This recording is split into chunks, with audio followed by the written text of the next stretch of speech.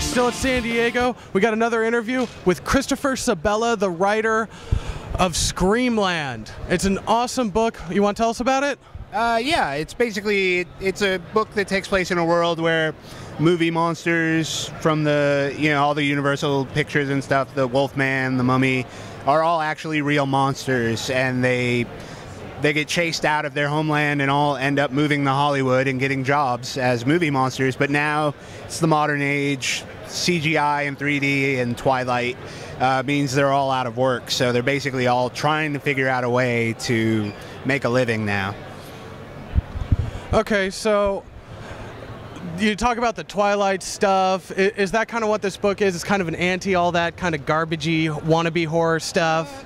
I mean, if people like Twilight, more power to them. It's not my cup of tea. It's more like, into when horror used to be like kind of more horror. Now horror just seems more like a vehicle for romance and drama.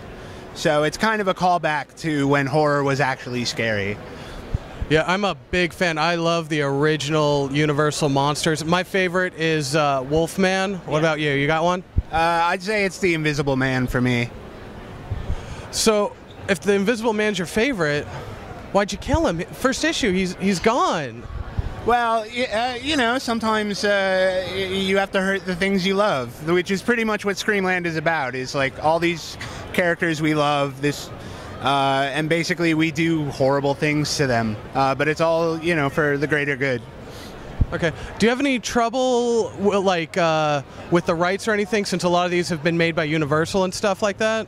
No, because we're not technically we're not doing. We make very careful to say it's not the Invisible Man, it's an Invisible Man, and Wolfman is generic enough, and we're definitely some of this stuff is public domain.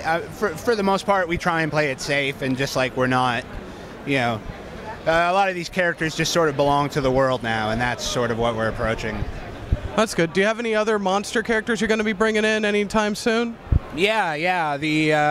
After this first arc wraps, we have a 3-issue arc coming up where we're going to be dealing with Devilfish's funeral. So there'll be a lot of monsters showing up, like a gentleman who happens to have a fly head instead of a human head. There's a whole encyclopedia of monsters that we want to use for this book, so there's going to be plenty more.